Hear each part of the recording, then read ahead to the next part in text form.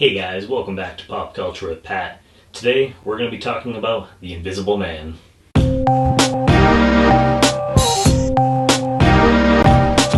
So The Invisible Man, basically the plot for this film, because this story has been done, a number of different times. With this version, you have this woman, Cecile, who is played by Elisabeth Moss, and she's in this really a toxic, abusive relationship with this guy. So she decides to, try and escape. And she does, but shortly after that ends up finding out that this boyfriend of hers ends up committing suicide. And, things are good for a while because she actually ends up coming into this inheritance of $5 million. But it's all contingent upon her not committing any crimes and being able to maintain that she is, still sane. So weird things start happening and she starts being tormented by this force that she can't see and she can't really explain to anyone else. So that's basically the plot of this film. Now, I grew up watching all of the classic Universal monster movies when I was a little kid. I remember going to Blockbuster with my parents, and those were the movies that I would, rent all the time when I was really, really young, and actually became, one of the reasons why I'm such a big horror fan that I am today. And now you guys know these stories have been done a number of times over the years by Universal, and a lot of them have been pretty lackluster. So I wanted to see this film just because of, my love of the Universal horror monsters, but I was definitely a little nervous just, would this be another lackluster attempt at one of these classic monsters that we have?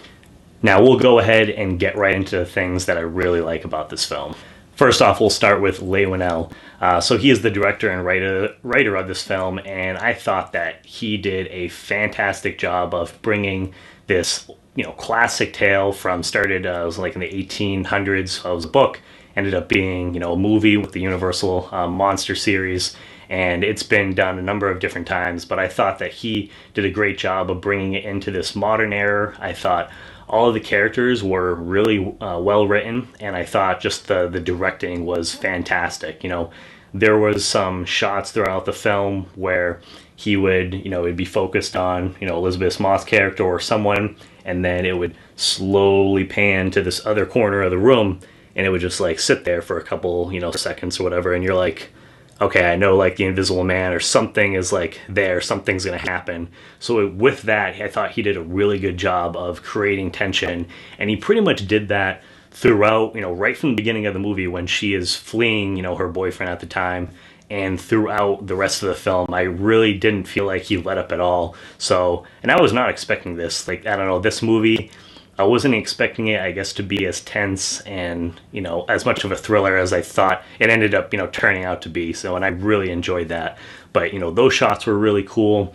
And throughout the film, another thing I was a little worried about is with the trailers, did they show too much? And I don't think they did at all. And actually throughout this film, there were several times in the movie where, I thought that the movie was going in one direction, but then he ended up, pulling out the rug from you guys, and you're just like, holy crap, I did not see that coming. So there are several surprises and twists throughout this film that I was really happy with, because it could have, if I feel like put in another director's hands, this could have been a very generic, another lackluster attempt at a Universal monster movie.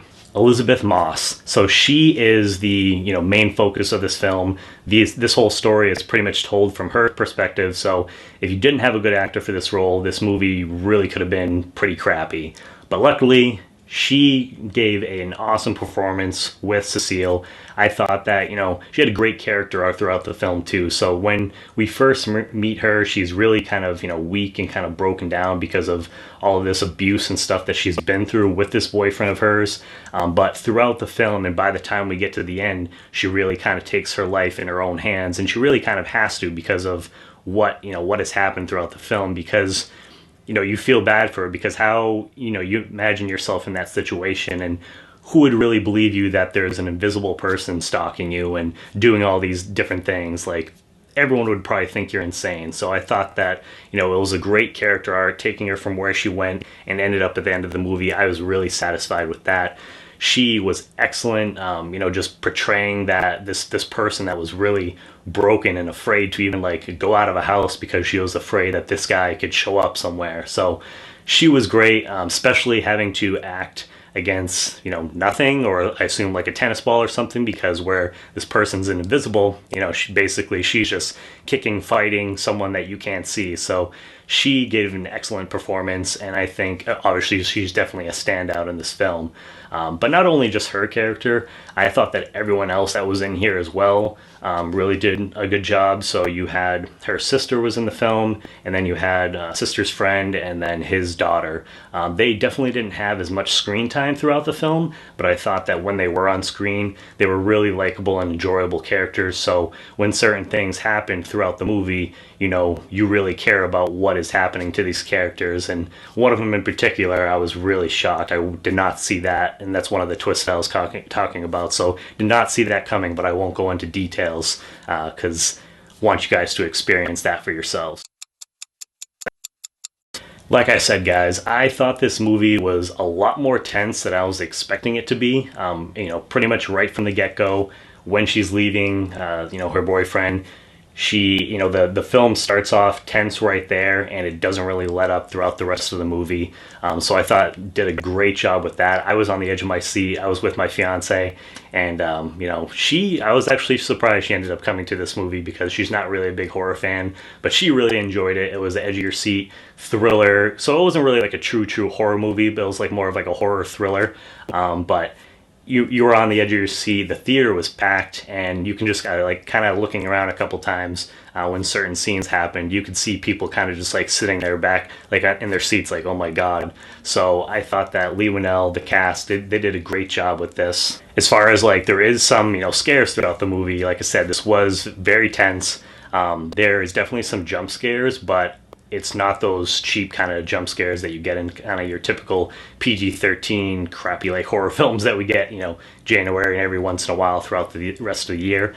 I thought that the jump scares that were in this were definitely well earned and, very effective. So definitely don't have to worry about that. And I also thought that the score was done really well. Now, for most of this movie, it's very quiet, and I sense that's a theme that we're getting this year, because I thought The Lodge, was a very quiet film, very tense. This film, and then I'm assuming A Quiet Place will probably be the same thing, where the first one was. So it seems to be a little theme that we have going on this year. But yeah, for the most part, the movie was very quiet, but that added to the tension driving that throughout the film. But when the score did come on, I thought that it was done really well and complemented the movie. So overall, guys, if you can't tell by now, I really enjoyed this film. It is by far, we're still really early in the year, but by far my favorite movie up to this point in 2020. So I am really satisfied with what they did.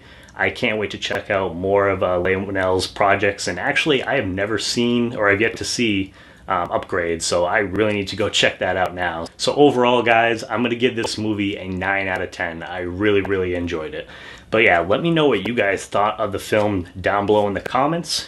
What is your favorite Universal horror movie monster? Let me know down below in the comments as well.